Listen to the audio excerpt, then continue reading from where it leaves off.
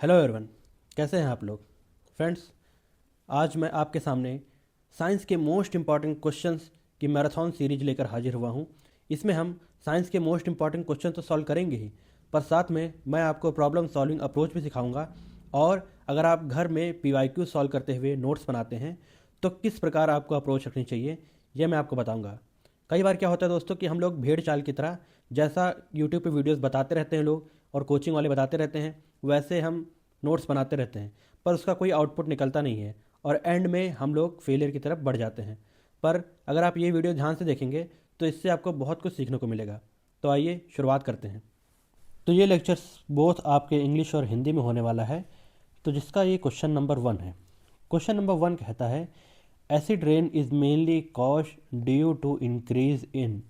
अम्लीय वर्षा मुख्यतः किसकी वृद्धि से होती है? Carbon monoxide, sulphur dioxide and nitrogen oxide.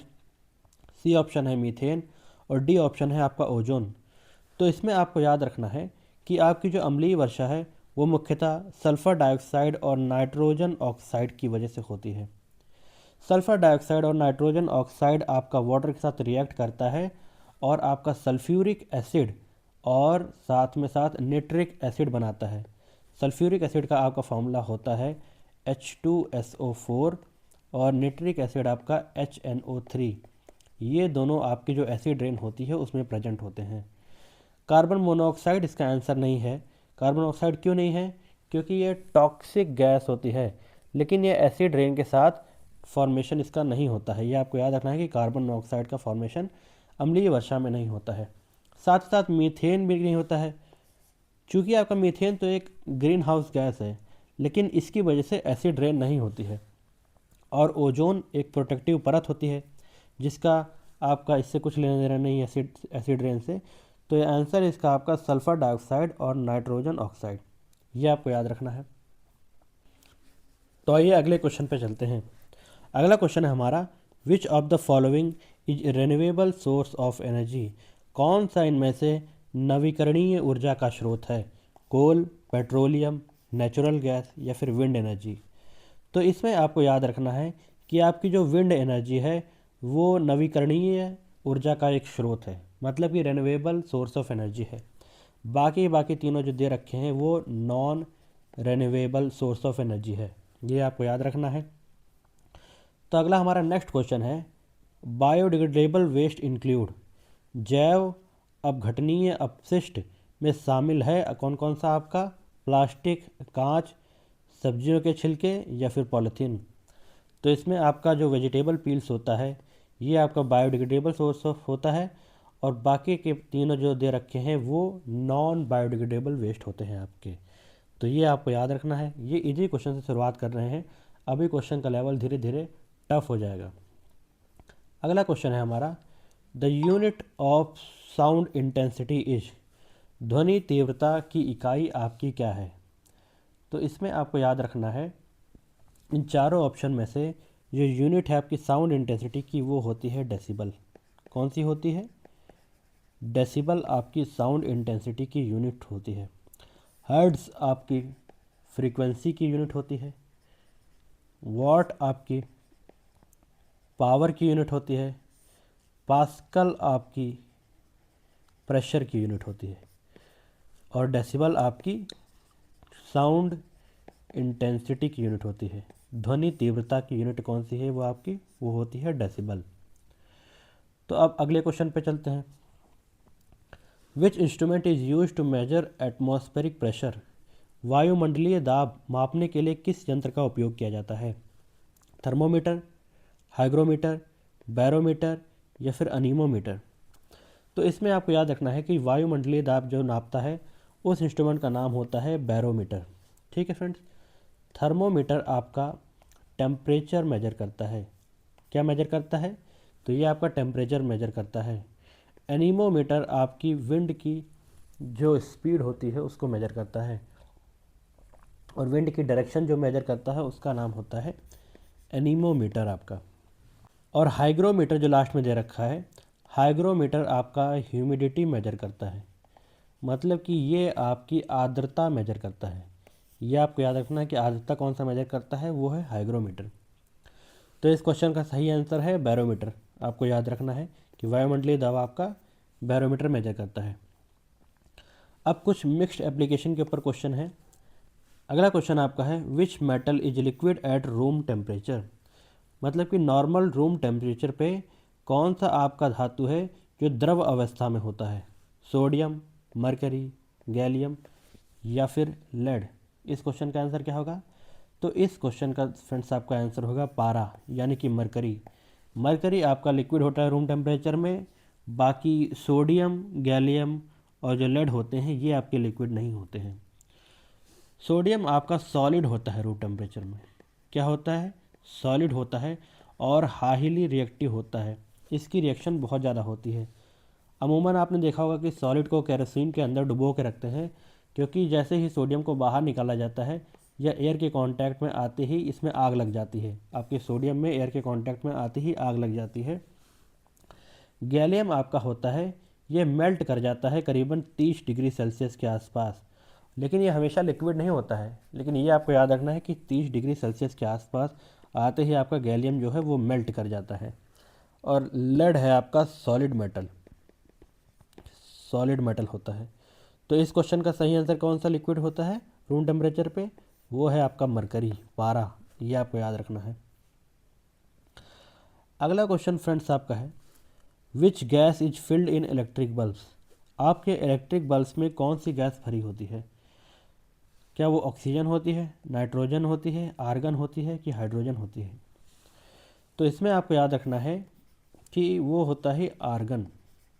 Argon gas आपके बल्ब्स में भरी होती है क्योंकि यह निष्क्रिय गैस होती है, इनर्ट गैस होती है और ये ऑक्सीडेशन को प्रिवेंट करती है।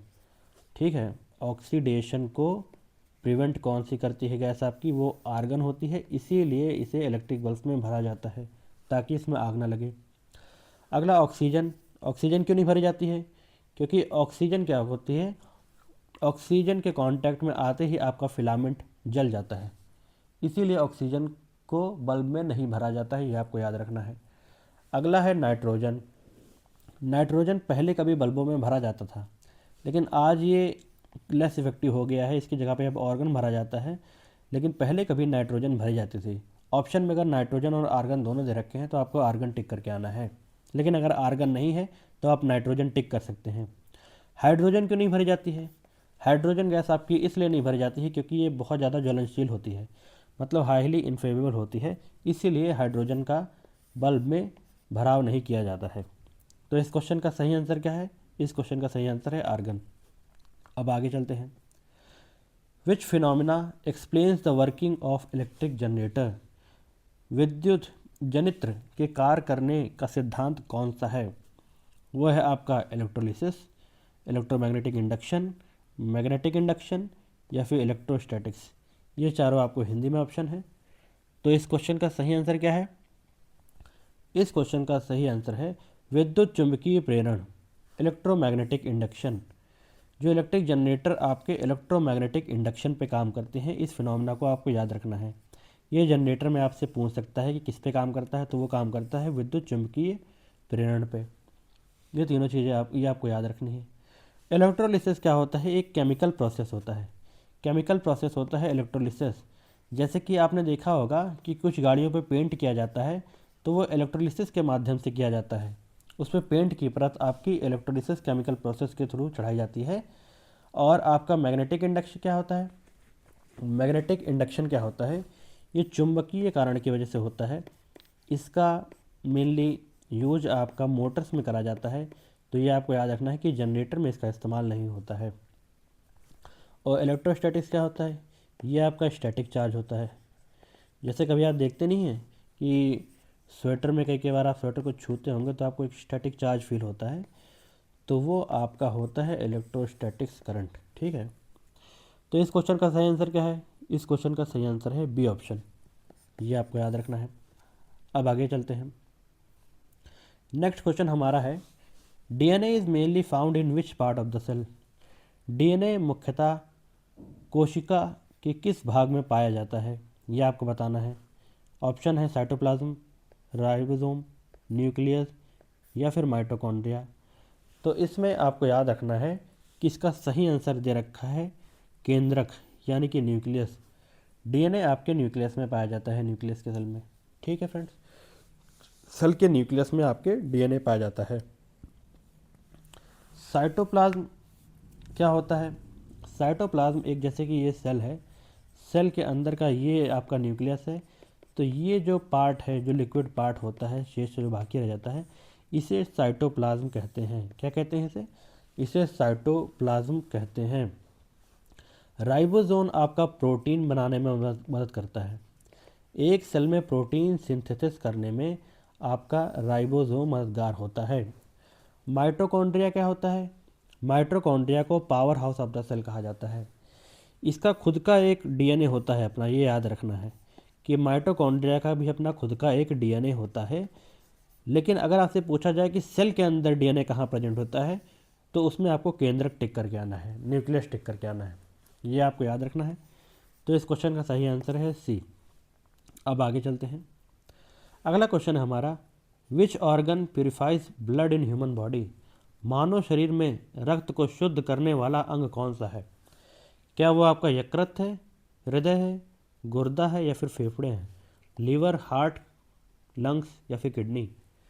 तो इसमें आपको याद रखना है जो ब्लड को प्योरीफाई करता है हमारी, वो होता है हमारी किडनी। किडनी आपको ब्लड को प्योरीफाई करती है। कई बार जल्दबाजी में आप उसको हार्ट भी टिक करके आ सकते हैं। याद रखना है, हार्ट पंप करता है ब्लड को, डीऑक्सीजनेटेड ब्लड को और ऑक्सीजनेटेड ब्लड को इधर उधर सप्लाई करने का काम आपका हार्ट का होता है। लेकिन आपके ब्लड को जो प्यूरीफाई करता है, जो शुद्ध करता है आपके ब्लड को, वो है आपका गुर्दा। क्या कहते हैं उसे? किडनी कहते हैं। ये आपको याद रखना है। और आपके जो लंग का काम क्या होता है, फेफड़ों का काम क्या होता है? तो ये गैसों का एक्सचेंज करता है, मतलब ऑक्सीजन इसमें आती है और कार्बन डाइऑक्साइड इससे बाहर जाती है। तो वो काम किसका होता है? वो काम होता है आपके फेफड़ों का, लंग्स का। और लीवर क्या करता है आपका यकृत क्या करता है? तो ये आपका डिटॉक्सिफाई करता है केमिकल्स को।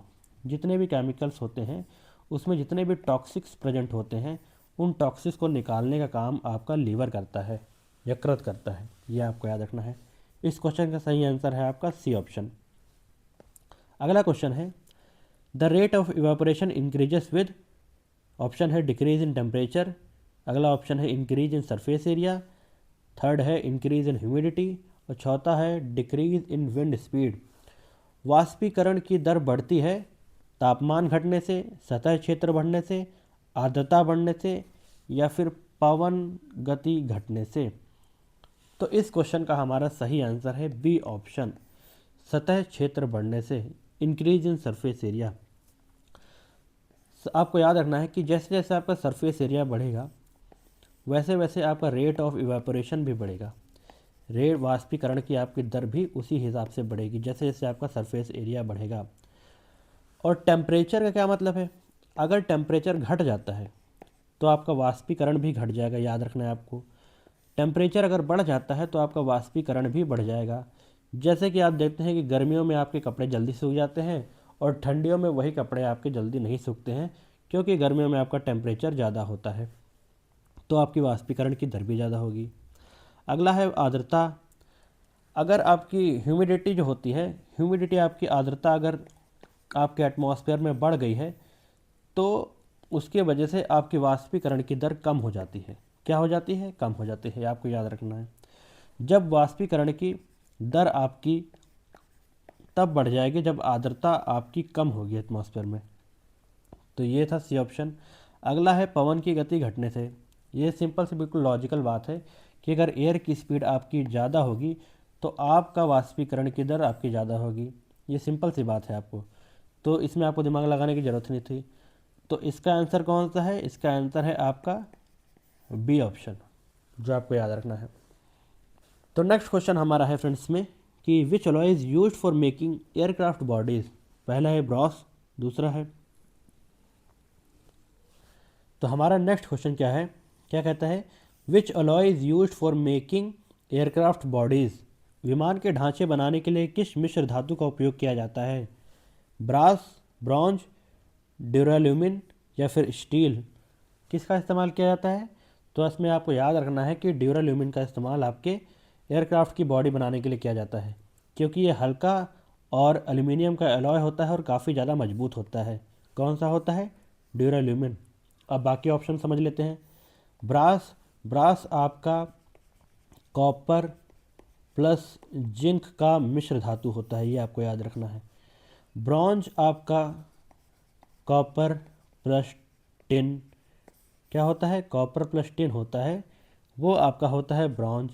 और स्टील तो आप समझते ही हैं।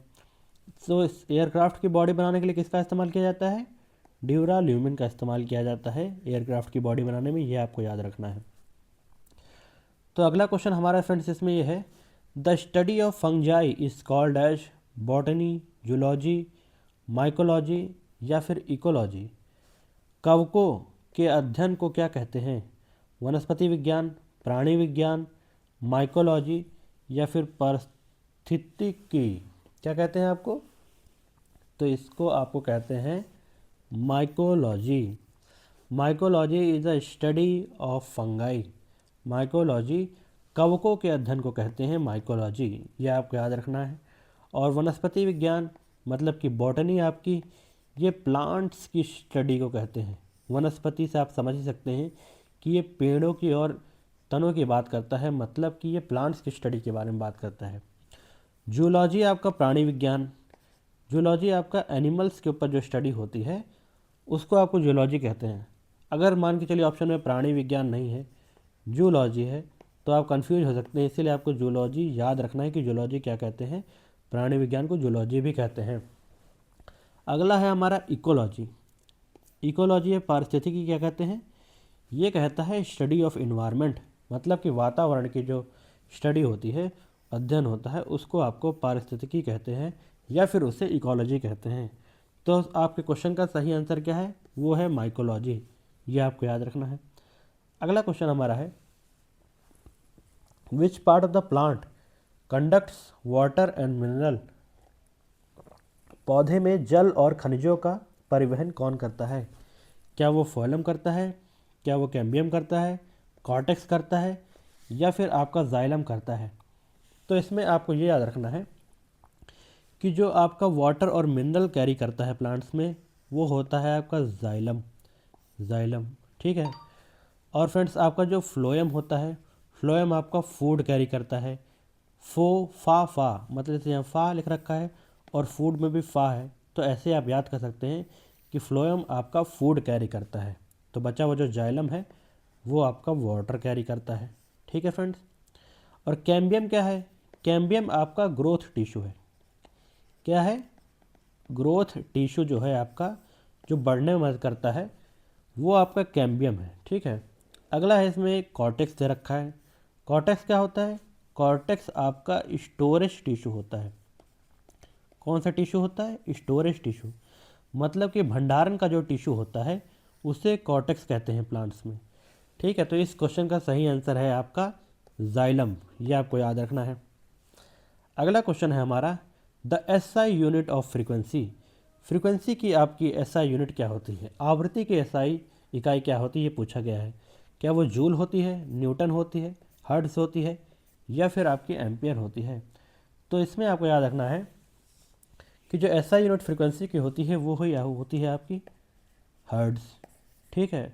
जूल आपकी एनर्जी की यूनिट होती है, न्यूटन आपकी बल की या फिर फोर्स की यूनिट होती है, एम्पियर आपकी करंट की या फिर धारा जो होती है उसकी यूनिट होती है। तो ये कुछ बेसिक चीज़ें हैं। तो ये क्वेश्चंस का फर्स्ट सेट था। अब हम स्टार्ट करेंगे सेट नंबर 2। तो आइए आगे चलते हैं। पहला क्वेश्चन है, which physical quantity remains constant for a body moving in a circular path with uniform speed. समान चाल से वृत्तीय पथ में गति करने वाले पिंड के लिए कौन सी भौतिक राशि स्थिर रहती है? आपके ऑप्शंस हैं वेग, त्वरण, चाल, संवेग, वेलोसिटी, एक्सेलरेशन, स्पीड, मोमेंटम। तो ऐसे समझते हैं। ये मान के चलिए कोई एक यूनिफॉर्म सर्कुलर पथ है, ठीक है। इसमें कोई बॉडी मूवमेंट कर रही है, समझ लीजिए ए बॉडी इसमें मूवमेंट कर रही है। तो आपको ये याद रखना है कि जब यूनिफॉर्म सर्कुलर मोशन होता है तो उसमें आपका स्पीड जो होती है, चाल जो आपकी होती है वो हमेशा स्थिर रहती है, वो हमेशा यूनिफॉर्म रहती है, कांस्टेंट रहती है, ये आपको याद रखना है। बाकी जो आपकी वेलोसिटी मतलब कि वेग और एक्सेलरेशन यानी कि त्वरण, ये हर एक पॉइंट पे चेंज होता है। आपको याद रखना है कि वेलोसिटी और एक्सेलरेशन आपका हर एक पॉइंट पे चेंज होगा। तो इस क्वेश्चन का आपका आंसर क्या है? स्पीड, चाल हमेशा स्थिर रहती है। तो ये था पहले क्वेश्चन का आंसर। तो आइए अब सेकंड क्वेश्चन पे चलते हैं। हमारा सेकंड क्वेश्चन कहता है the SI unit of coefficient of friction is, घर्षण गुणांक की एसआई इकाई क्या है?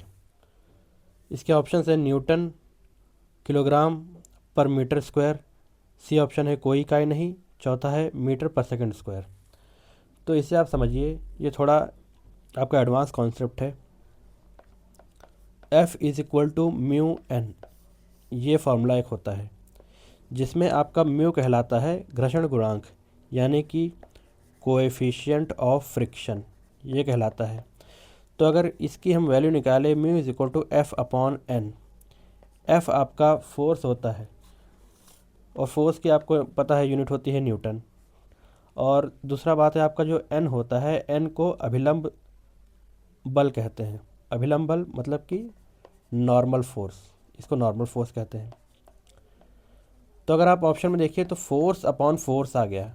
फोर्स अपॉन फोर्स अगर कट जाएगा तो हमारी जो कोफिशिएंट ऑफ फ्रिक्शन यानी कि घर्षण गुणांक की जो आपकी एसआई यूनिट आएगी वो होगी नो यूनिट, मतलब कि इनमें से कोई इकाई नहीं होगी, क्योंकि ये दोनों कट के वन बना ले रहे हैं।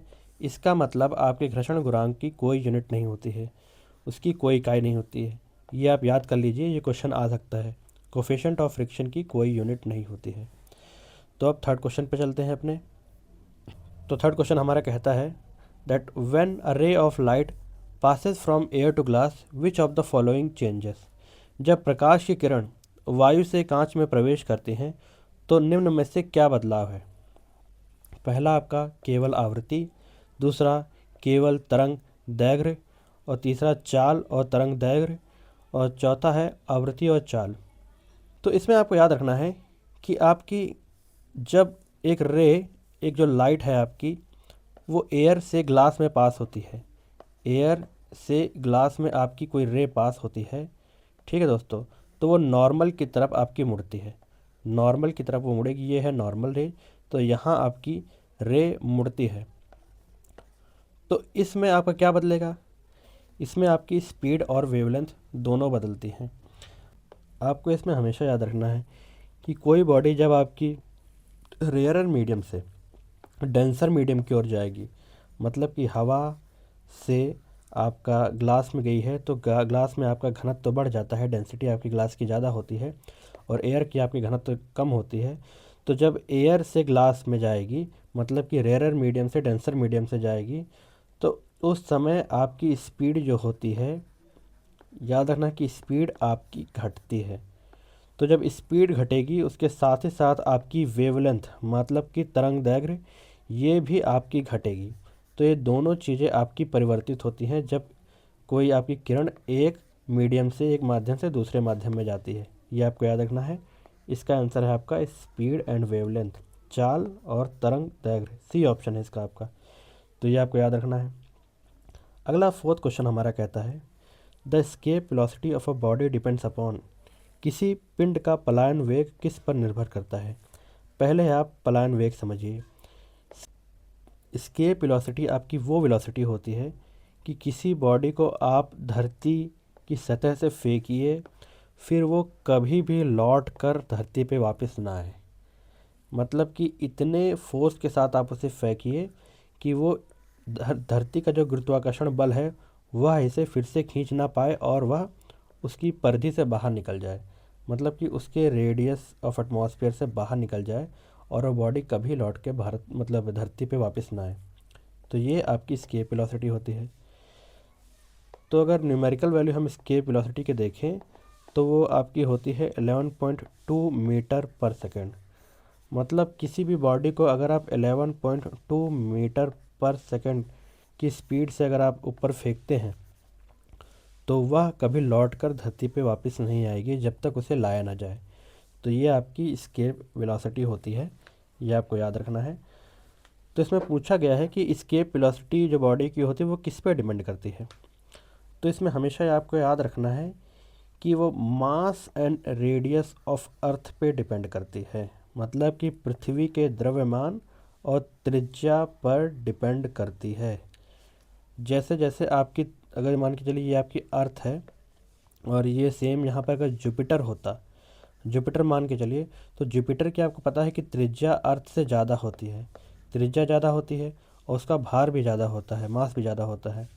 तो इसलिए उसमें आपकी स्पीड डिफरेंट हो जाएगी और धरती के लिए स्पीड आपकी डिफरेंट रहेगी। तो यह डिपेंड करता है पृथ्वी के द्रव्यमान और त्रिज्या पर।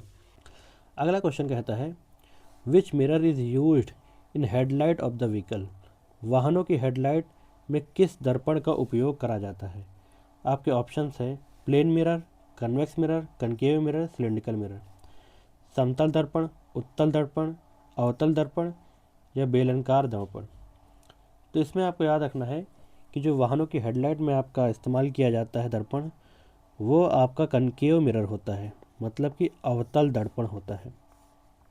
क्यों अवतल दर्पण होता है, इसका प्रोसेस आपको समझ लीजिए कि ये आपका मान के चलिए कनकेव मिरर है, शीशा है आपका कौन सा, अवतल दर्पण। और कोई ऑब्जेक्ट अगर फोकस पे रखा हुआ है तो फोकस का सिस्टम ये होता है कि फोकस से टकरा के आपकी जो रेज होती हैं वो कुछ इस प्रकार जाती हैं। ये दो तरीके से रे चली गई। तो इसमें आप देखते हैं कि ऑब्जेक्ट आपका फोकस में रखा हुआ है, लेकिन उसकी जो इमेज है आपकी इसकी इन्फिनिटी पे बनती है। यही सेम चीज़ टॉर्च में भी होता है। टॉर्च में भी आपके क्या होता है कि कोई आपका जो उसमें बल्ब लगा होता है वो फोकस पे लगा होता है, लेकिन उसकी जो किरणें होती हैं वह हमेशा इन्फिनिटी पे, मतलब दूर बनती है, उसकी इमेज जो होती है वो दूर बनती है। तो इस प्रोसेस का इस्तेमाल आपका करा जाता है कनकेव मिरर में। और कनकेव मिरर आपका इस्तेमाल किस में किया जाता है, वाहनों की हेडलाइट वगैरह में आपका कनकेव मिरर का इस्तेमाल या फिर अवतल दर्पण का इस्तेमाल होता है। बाकी इसमें और भी ऑप्शन दे रखे हैं, वो भी समझ लेते हैं। प्लेन मिरर, प्लेन मिरर आप सभी जानते हैं कि हमारे घरों में लगा होता है, जिसमें हम चेहरा देखते हैं, वो आपका समतल दर्पण होता है। तो आपके प्लेन मिरर में क्या होता है, आपके प्लेन मिरर में जो आपका सब्जेक्ट होता है और जो इसकी इमेज होती है, दोनों का साइज सेम होता है। साइज क्या होता है, सेम होता है। ये आपको याद रखना है, ये प्लेन मिरर में कॉन्सेप्ट कहलाता है। अगला है हमारा ऑप्शन इसमें कन्वेक्स मिरर। कन्वेक्स मिरर आपका डेंटिस्ट के लिए जो मिरर होता है, मतलब कि उत्तल दर्पण आपका जो डेंटिस्ट मिरर होता है, जो आपको दांत साफ करने वाले जो डॉक्टर्स होते हैं वो जो मिरर इस्तेमाल करते हैं उसको डेंटिस्ट मिरर कहते हैं, वो आपका उत्तल दर्पण होता है। साथ ही साथ अगर आप मेकअप मिरर देखें, मेकअप मिरर भी इसका एग्जाम्पल है। एक एग्जाम्पल और है शेविंग मिरर। शेविंग मिरर मतलब कि जो दाढ़ी बनाते हैं तब जो शीशे का इस्तेमाल करते हैं उसमें आपका उत्तल दर्पण का इस्तेमाल होता है। एक इसका एग्जाम्पल और है रियर व्यू मिरर, मतलब कि जो वाहनों के साइड में मिरर लगाने होता है पीछे देखने के लिए, वो आपका उत्तल दर्पण लगा होता है।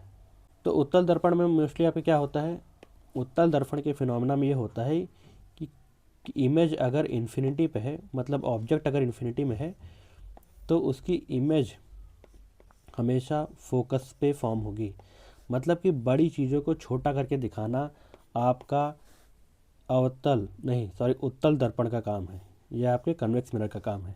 तो ये आपको याद रखना है कि कोई चीज़ दूर है और उसको समेट कर किसी छोटी चीज़ में दिखाना, छोटे दर्पण में दिखाना, ये आपके उत्तल दर्पण का काम होता है। ये छोटी सी चीज़ आप याद रखेंगे तो आपका क्वेश्चन सही हो जाएगा। सिलिंड्रिकल मिरर, सिलिंड्रिकल मिरर का इस्तेमाल किसी और चीज़ में होता है, ये आपके एग्जाम में नहीं पूछा जाएगा। आपके एग्जाम में प्लेन मिरर, कन्वेक्स मिरर और कनकेव मिरर से क्वेश्चन पूछता है, तो ये आपको याद रखना है। अगला हमारा इसमें क्वेश्चन है क्वेश्चन नंबर 7। क्वेश्चन नंबर 7 हमारा कहता है electric power is used in, option है जूल, वोल्ट, वाट, एम्पियर। हिंदी में देख लेते हैं, विद्युत शक्ति को किस में मापा जाता है, जूल, वोल्ट, वॉट या फिर एम्पियर। तो आपकी जो इलेक्ट्रिक पावर है वो आपकी वॉट में नापी जाती है। आपको याद रखना है कि इलेक्ट्रिक पावर हमेशा वाट में नापी जाती है। ये तो आप जानते होंगे कि बल्ब हमारा आता नहीं घर पे 20 वाट का, 18 वाट का, 15 वाट का, तो इलेक्ट्रिक पावर आपकी वाट में मेजर करी जाती है। वोल्ट आपका वोल्टेज की यूनिट होती है। किसकी यूनिट होती है? वोल्टेज की। जूल आपकी वर्क की यूनिट होती है। वर्क की यूनिट जूल होती है। एम्पियर आपका करंट की यूनिट होती है। किसकी यूनिट होती है? करंट की यूनिट कौन सी होती है? एम्पियर होती है। तो ये चारों आपकी यूनिट थी जहाँ से क्वेश्चन आता है। अगला हमारा क्वेश्चन है क्वेश्चन नंबर 8। देखिए, if resistance of a wire is double keeping voltage constant current will. यदि किसी तार का प्रतिरोध 2 गुना कर दिया जाए और वोल्टेज स्थिर रखा जाए तो धारा क्या होगी?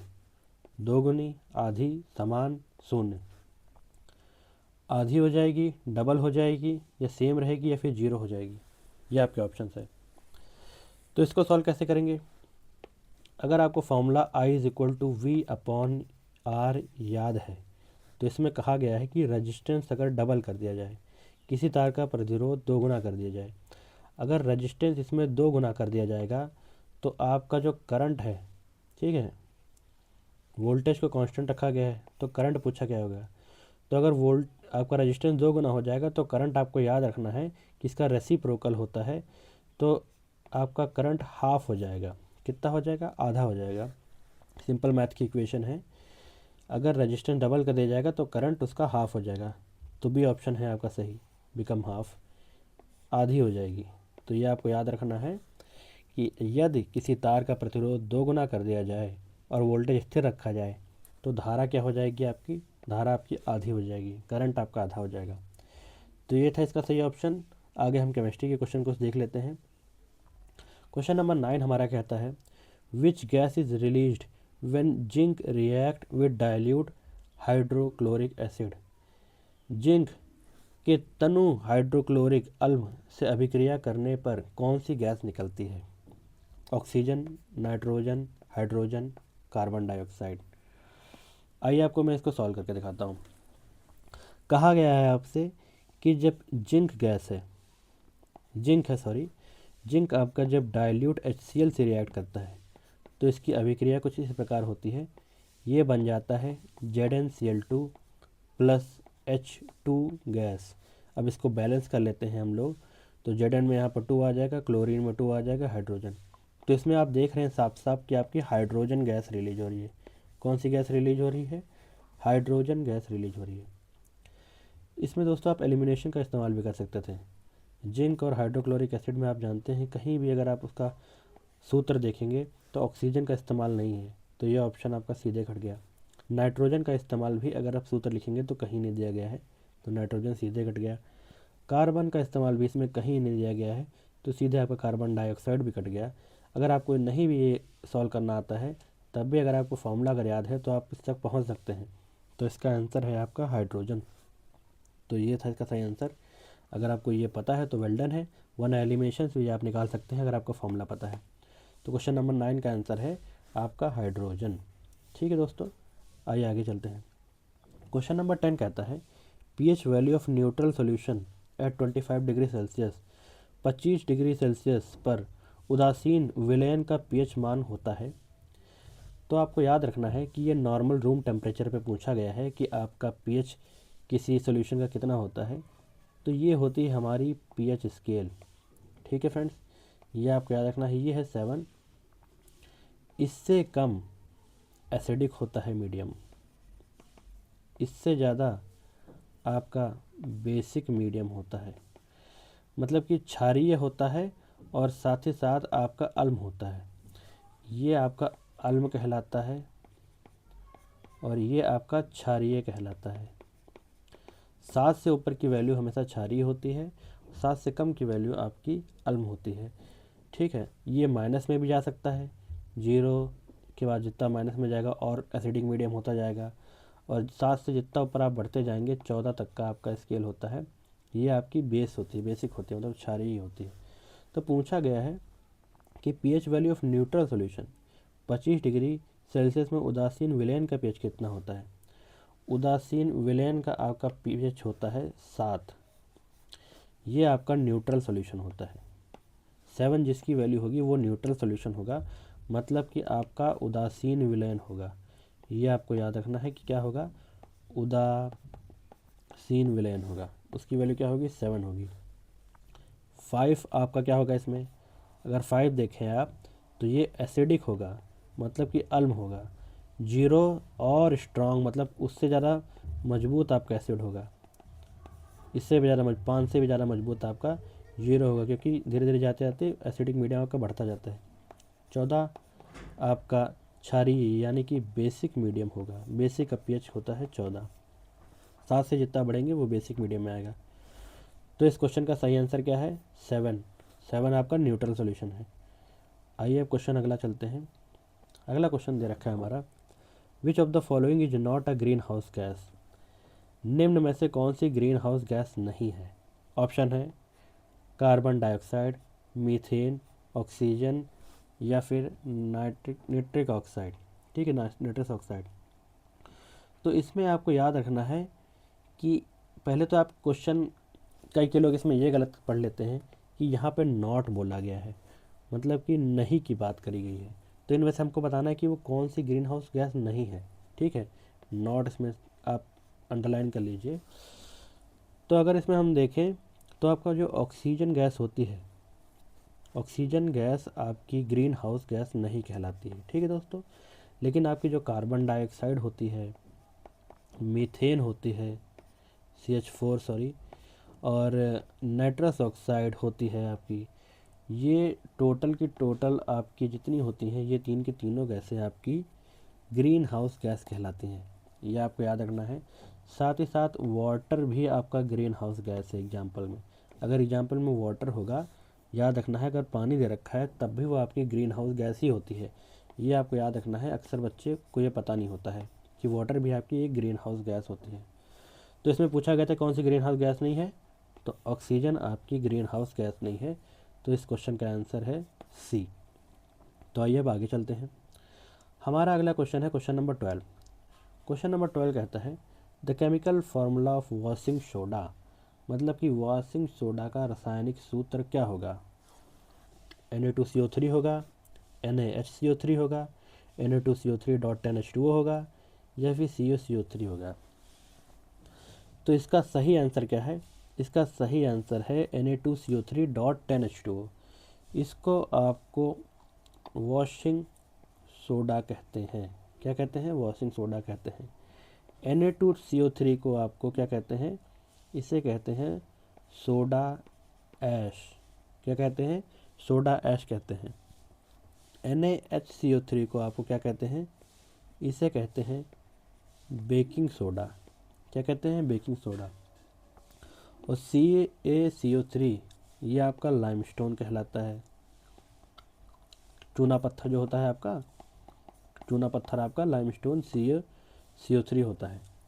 तो इसका सही आंसर क्या है, इसका सही आंसर है Na2CO3.10H2O आपका वॉशिंग सोडा कहलाता है। तो यह था क्वेश्चन नंबर 12। अब आइए क्वेश्चन नंबर 13 की तरफ चलते हैं। क्वेश्चन नंबर 13 कहता है which metal is extracted bye electrolytic reduction. किस धातु का निष्करण विद्युत अपघटन द्वारा किया जाता है। लोहा, तांबा, एल्यूमिनियम या फिर जिंक। तो आपका इलेक्ट्रोलिटिक एक्सट्रैक्शन से जो धातु निकाला जाता है वो होता है आपका एल्यूमिनियम। याद रखना है इसका आंसर आपको। जब भी आपको विद्युत अपघटन के द्वारा जो निष्कारण जिस धातु का करा जाता है वो एल्यूमिनियम होता है। कौन सा होता है, एल्यूमिनियम। आयरन जो होता है उसका प्रगलन किया जाता है, मतलब कि स्मेल्टिंग। जब किसकी ओर का अयस्क का जब स्मेल्टिंग किया जाता है या फिर आपका प्रगलन किया जाता है तब उससे आपका आयरन निकलता है। ये आपको याद रखना है। एल्यूमिनियम मैंने आपको बता दिया। कॉपर और जिंक भी अलग प्रकार से निकलता है, उसका आपका धातु के निष्कारण या फिर विद्युत अपघटन से कुछ लेना देना नहीं है। इसका आंसर है सी, एल्यूमिनियम आपको याद रखना है। क्वेश्चन नंबर 14 कहता है rusting of iron is an example of. लोहे का जंग लगना किसका उदाहरण है। क्या आपका अपचयन का उदाहरण है, ऑक्सीकरण का उदाहरण है, उदासीनीकरण का उदाहरण है या अपघटन का आपका उदाहरण है। तो इसमें आपको याद रखना है कि जो लोहे का जंग लगना है वो आपका ऑक्सीडेशन कहलाता है। क्या कहलाता है? आपका ऑक्सीकरण कहलाता है। इसमें किस लिए? क्योंकि जो लोहा होता है वो ऑक्सीजन, जब उसमें ऑक्सीजन हवा लगती है तो ऑक्सीजन आने के बाद आपका एफ ई ओ, ठीक है, एफ ई ओ आपका बन जाता है। तो एफ ई ओ आपका जो आपका बन जाता है वो आपकी होती है रस्ट, मतलब कि जंग। तो उसके लिए क्या जरूरी है? ऑक्सीकरण जरूरी है। लोहे का जंग लगने के लिए ऑक्सीकरण जरूरी है। तो ये था क्वेश्चन नंबर 14 का आंसर। अब आइए आगे चलते हैं। तो इसमें अगर अपचयन अगर देखें हम, अपचयन का मतलब होता है कि जब ऑक्सीजन का लॉस होना, लॉस ऑफ ऑक्सीजन अगर किसी रिएक्शन में हो रहा है तो उसको अपचयन या फिर रिडक्शन कहते हैं। आपका न्यूट्रलाइजेशन क्या होता है? उदासीनकरण क्या होता है? कोई एसिड जब बेस मिलता है तो यह आपका एक न्यूट्रल सॉल्यूशन बनाता है, उसे ही उदासीनीकरण कहते हैं। अगला है डिकम्पोजिशन। डिकम्पोजिशन किसी कंपाउंड का छोटे छोटे पार्ट में टूटना आपको अपघटन कहलाता है। तो ये था आपका डिकम्पोजिशन, और इस क्वेश्चन का सही आंसर था आपका ऑक्सीडेशन। अब आइए आगे चलते हैं। क्वेश्चन नंबर 15 कहता है विच acid is present in vinegar, मतलब कि सिरके में कौन सा अम्ल पाया जाता है। तो सिरके में जो आपका अम्ल पाया जाता है सिरके में, वो होता है आपका एसिटिक एसिड। कौन सा होता है? Acetic acid. तो सिट्रिक एसिड आपको कहाँ पाया जाता है? सिट्रिक एसिड अगर हम लोग देखें तो ये आपका लेमन, मतलब कि नींबू में पाया जाता है, ऑरेंज, संतरे में पाया जाता है, इन सब में आपका सिट्रिक एसिड पाया जाता है। फॉर्मिक एसिड आपका पाया जाता है कि जब कोई चींटी जब काट लेती है तो उसके काटने के बाद वो फॉर्मिक एसिड रिलीज करती है, तो एंट बाइट कहते हैं इंग्लिश में इसको। एंट बाइट में आपके फॉर्मिक एसिड होता है। ऑक्सैलिक एसिड आपका होता है टमाटर में, टोमेटो में, और साथ ही साथ आपके होता है स्पेनिश में, स्पेनिश में मतलब कि पालक में भी आपके ऑक्सैलिक एसिड होता है। तो इस क्वेश्चन का सही आंसर क्या था? इस क्वेश्चन का सही आंसर है आपका एसिटिक एसिड। ठीक है, सिरके में एसिटिक एसिड पाया जाता है। ये था क्वेश्चन नंबर 15। अब क्वेश्चन नंबर 16 की तरफ चलते हैं। क्वेश्चन नंबर 16 कहता है हमारा which substance is use as an anti knocking agent in petrol. पेट्रोल में एंटी नॉकिंग एजेंट का काम कौन सा सब्सटेंस करता है? क्या वो आपका इथेनॉल करता है, मिथेनॉल करता है, टेट्रा इथाइल लेड करता है, या फिर आपका एसीटोन करता है? तो इसमें आपको ये याद रखना है कि जो एंटी नॉकिंग का एजेंट जो आपका काम करता है वो आपका टेट्रा इथाइल लेड होता है। इसका आंसर क्या है फ्रेंड्स? इसका आंसर है टेट्रा इथाइल लेड। नॉकिंग क्या होती है?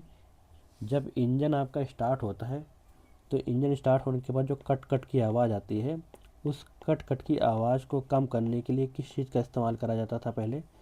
तो उसके लिए आपको टेट्रा इथाइल लेड का इस्तेमाल करा जाता था। लेकिन इससे प्रदूषण बहुत ज़्यादा फैलता था, इसीलिए सरकार आज हमारे इस पर रोक लगाने के लिए बहुत कोशिश कर रही है, टेट्रा इथाइल लेड का इस्तेमाल आपका ना हो। तो इसका सही आंसर क्या है? Tetraethyl lead anti knocking agent होता है। तो अगला क्वेश्चन है हमारा, क्वेश्चन नंबर 17 है विच part of the brain controls balance and posture. मस्तिष्क का कौन सा भाग संतुलन एवं आसन को नियंत्रित करता है? आपके ऑप्शंस हैं सेरिब्रम, सेरिबेलम, मेडुला और हाइपोथैलेमस। तो पहले आप ये समझिए, ये आपका मस्तिष्क है जिसमें आपका ये वाला भाग फोर ब्रेन कहलाता है। फोर ब्रेन मतलब कि अग्र मस्तिष्क कहलाता है। ये हिस्सा आपका मिड ब्रेन कहलाता है, ये मिडिल पार्ट होता है आपके दिमाग का। और ये आपका हिंड ब्रेन कहलाता है, मतलब कि दिमाग के आपके पिछला भाग हिंड ब्रेन कहलाता है। तो इसमें जो ऑप्शन है कि मस्तिष्क का कौन सा भाग संतुलन एवं आसन को नियंत्रित करता है, उसका आंसर है आपका सेरिबेलम। सेरिबेलम सेरिबेलम आपका पोस्चर को मेंटेन रखता है। तो सेरिबेलम आपके पिछले मस्तिष्क के पिछले वाले भाग का हिस्सा होता है सेरिबेलम। याद रखना है कि हिंड ब्रेन का पार्ट है आपका सेरिबेलम। अगला इसमें आपको पूछ रखा है सेरिब्रम। सेरिब्रम आपको याद रखना है कि सेरिब्रम आपके फोर ब्रेन का पार्ट होता है। कौन से ब्रेन का पार्ट होता है? फोर ब्रेन का पार्ट आपका होता है सेरिब्रम। अग्र मस्तिष्क का भाग होता है। तो सेरिब्रम आपके इंटेलिजेंस को बनाए रखता है। इंटेलिजेंस मतलब कि बुद्धिमत्ता जो होती है वो बनाए रखने में मदद आपका सेरिब्रम करता है। कौन सा? सेरिब्रम। मेडुला आपके अगर देखा जाए तो मेडुला आपके हिंड ब्रेन का पार्ट होता है। कौन से ब्रेन का पार्ट होता है? मेडुला आपके हिंड ब्रेन का पार्ट होता है। और मेडुला इनवॉलंटरी एक्शंस को क्रिएट करता है। इनवॉलंटरी एक्शंस को जो मैनेज करता है वो आपका मेडुला करता है। इनवॉलंटरी एक्शंस मतलब कि छींक आना, सांस लेना। जब आप सांस लेते हैं उसके लिए आपको सोचना तो नहीं पड़ता है, वो इनवॉलंटरी एक्शंस होते हैं। तो उसको कौन क्रिएट करता है? उसका आपका शासन आपको मेडुला करता है। मेडुला उस पर कंट्रोल करता है। अगला है हाइपोथैलेमस। हाइपोथैलेमस आपका क्या करता है? हाइपोथैलेमस आपकी बॉडी में टेम्परेचर बनाने में मदद करता है, और साथ ही साथ आपको जो भूख लगती है उसका एहसास आपको हाइपोथैलेमस कराता है। तो हाइपोथैलेमस आपको कौन से ब्रेन का पार्ट होता है ये आपको बताना है। हाइपोथैलेमस आपके मिड ब्रेन का पार्ट होता है। ये देख रहे हैं ऑरेंज कलर का छोटा सा पार्ट, ये आपके हाइपोथैलेमस है। ठीक है, इसे टेम्परेचर कंट्रोल होता है आपके बॉडी का। तो दिमाग में हाइपोथैलेमस मिड ब्रेन का पार्ट होता है। तो ये ब्रेन के पार्ट्स थे और उसकी क्या क्या यूजेस थे मैंने आपको बता दिए हैं, आपको याद रखना है। अगला है हमारा क्वेश्चन नंबर 18। कहता है the functional unit of kidney is, मतलब कि गुर्दे की कार्यात्मक इकाई क्या कहलाती है? क्या उसे न्यूरॉन कहते हैं, नेफ्रॉन कहते हैं, एल्वियोस कहते हैं, या फिर एक्सॉन कहते हैं? तो इसमें आपको याद रखना है कि जो functional unit of the kidney होती है वो होती है आपकी नेफ्रॉन। बी ऑप्शन इसमें आपका सही है। नेफ्रॉन आपकी फंक्शनल यूनिट होती है किडनी की। न्यूरॉन और साथ ही साथ एक्सॉन ये आपकी ब्रेन की जो मस्तिष्क की जो नर्व्स होती हैं उसका पार्ट होती हैं, उसे न्यूरॉन कहते हैं। और आपकी एल्विलाई जो होती है, एल्विलाई आपकी लंग्स में होती है। किस में होती है? लंग्स या फिर फेफड़ों में होती है। तो ये आपके फेफड़ों से रिलेटेड थी। तो गुर्दे की कार्यात्मक इकाई क्या कहलाती है? उसे कहते हैं नेफ्रॉन। ये आपको याद रखना है। अगला क्वेश्चन चलते हैं। कहा गया है which vitamin is synthesized in human skin in presence of sunlight. सूर्य प्रकाश की उपस्थिति में मानव त्वचा में कौन सा विटामिन बनाता है? विटामिन ए, B12, सी या फिर डी? तो इसमें आपको याद रखना है कि आंसर आपका जो सूर्य के प्रकाश से विटामिन बनती है वो होती है विटामिन डी। ठीक है। और जो सी होती है विटामिन, वे आपकी इम्यूनिटी बनाने में मदद रखती है। इम्यूनिटी मतलब कि क्षमता जो आपकी बॉडी में बनी रहती है वो विटामिन सी की वजह से है। विटामिन B12 आपके नर्व्स के लिए काम आती है। किसके लिए? नर्व्स के लिए काम आती है। ए जो होती है आपके प्रकाश जो आँखों का बना रहता है, प्रकाश आँखों का या फिर विजन जो आँखों का बना रहता है वो विटामिन ए की वजह से है। तो ये थे इसके चारों ऑप्शन। इसका सही आंसर है विटामिन डी। अगला क्वेश्चन है which blood group is known as universal donor. सार्वभौमिक दाता कौन सा रक्त समूह कहलाता है? तो वो है आपका ऑप्शन नंबर डी। याद रखना है आपको कि जो ओ होता है वो यूनिवर्सल डोनर होता है ब्लड ग्रुप। ठीक है, ये आपको याद रखना है। यूनिवर्सल डोनर कौन सा होता है? ओ होता है। ठीक है। इसमें एंटीजन और एंटीबॉडी का कॉन्सेप्ट होता है, काफ़ी डीप है। अगर आपको पता लग जाऊंगा बहुत समय लग जाएगा, लेकिन इसका ऑप्शन क्या है आंसर आपका? वो है D option, O blood group. अब आगे चलते हैं। क्वेश्चन नंबर 21 कहलाता है the process by which green plant prepare food is called as. हरे पौधे द्वारा भोजन बनाने की प्रक्रिया कहलाती है। क्या उसे श्वसन कहते हैं, वाष्पोत्सर्जन कहते हैं, प्रकाश संश्लेषण कहते हैं, या पाचन कहते हैं? रेस्पिरेशन कहते हैं, ट्रांसपिरेशन कहते हैं, फोटोसिंथेसिस या फिर डाइजेशन? तो इसमें आपको याद रखना है कि हरे पौधे जो पेड़ बनाते हैं उसको भोजन बनाने की प्रक्रिया आपकी फोटोसिंथेसिस कहलाती है, प्रकाश संश्लेषण कहलाती है। रेस्पिरेशन क्या होती है? रेस्पिरेशन ये होता है जब भोजन आप ग्रहण करते हैं उसके बाद वो भोजन टूट के उसको एनर्जी जो प्रोड्यूस करता है, उस एनर्जी का प्रोडक्शन आपको रेस्पिरेशन के प्रोसेस के थ्रू होता है, श्वसन के प्रोसेस के थ्रू होता है। अब भी ऑप्शन है आपका ट्रांसपिरेशन। ट्रांसपिरेशन क्या होता है? पत्तियों के द्वारा वाटर का लॉस होना। जो वाटर का लॉस होता है आपकी पत्तियों से, वो उस प्रोसेस को कहलाते हैं आपका वाष्पोत्सर्जन कहलाते हैं, ट्रांसपिरेशन कहलाता है। ठीक है, अगला इसमें है डी ऑप्शन डाइजेशन, पाचन। पाचन आप सभी जानते हैं कि फूड का डाइजेस्ट होना पाचन कहलाता है। तो ये था इसका ऑप्शन नंबर डी। और सी ऑप्शन इसका सही है, प्रकाश संश्लेषण, फोटोसिंथेसिस से आपके हरे पौधे जो हैं वो भोजन बनाते हैं। अगला ऐसा क्वेश्चन है, क्वेश्चन नंबर 22 कहता है which hormone regulates blood sugar level. रक्त में शर्करा का स्तर को कौन सा हार्मोन नियंत्रित करता है? थायरोक्सिन, इंसुलिन, एड्रेनलिन या फिर एस्ट्रोजन। तो इसमें आपको याद रखना है कि जो इंसुलिन आपका हार्मोन होता है वो आपके ब्लड शुगर लेवल को मेंटेन रखता है। कहते हैं ना, अगर आप देखते होंगे कुछ लोग कहते हैं कि इंसुलिन का इंजेक्शन लगवा लेते हैं, हमारा बीपी या फिर हमारा शुगर बढ़ गया है, तो वो इंसुलिन का इंजेक्शन होता है। ठीक है, इंसुलिन आपका ब्लड शुगर लेवल को रेगुलेट करता है। ठीक है, तो इसमें और बाकी से एड्रेनलिन हार्मोन आपका इमरजेंसी हार्मोन कहलाता है। किसी से आपकी लड़ाई हो गई या फिर कहीं आप कोई चीज़ अगर डर जाते हैं तो आपकी बॉडी से तुरंत एड्रेनलिन रिलीज होता है। ठीक है, तो ये आपको याद रखना है। और बाकी थायरॉक्सिन आपका क्या होता है? थायरॉक्सिन थायराइड, थायराइड मतलब घेंगा जो कहते हैं, जिसे हिंदी में घेंगा रोग होता है, उसको रोकने के लिए थायरॉक्सिन रिलीज होता है, ये हार्मोन आपका होता है। और एस्ट्रोजन आपका ये फीमेल हार्मोन होता है। तो इसका सही आंसर क्या था? इसका सही आंसर है आपका इंसुलिन। क्वेश्चन नंबर 24 कहलाता है the main function of red blood cells is to. लाल रक्त कणिकाओं का मुख्य कार्य क्या है? क्या वो इन्फेक्शन को फाइटिंग के लिए होता है, ट्रांसपोर्ट ऑक्सीजन के लिए होता है, हेल्प इन क्लॉटिंग या रेगुलेट टेम्परेचर? हिंदी में किस इस प्रकार ऑप्शन है, आप पढ़िए।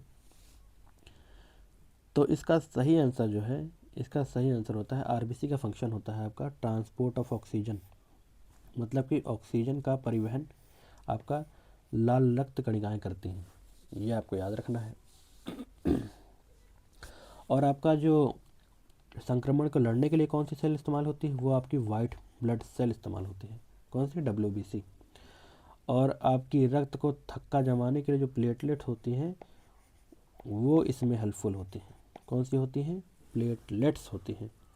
अगला है कि तापमान नियंत्रण करने के लिए आपका कौन सा होता है? तापमान नियंत्रण करने के लिए मैंने आपको पहले बताया था कि मस्तिष्क का भाग जो होता है हाइपोथैलेमस, इसका इस्तेमाल होता है तापमान नियंत्रण करने के लिए। 24 कहलाता है which disease is caused by deficiency of iodine. Iodine की कमी से कौन सा रोग होता है? रिकेट्स, बेरीबेरी, घेंगा या फिर स्कर्वी? तो इसमें आपको याद रखना है कि आयोडीन की कमी से आपका गोइटर होता है। ठीक है फ्रेंड्स, कौन सा होता है? गोइटर होता है आपकी आयोडीन की कमी से।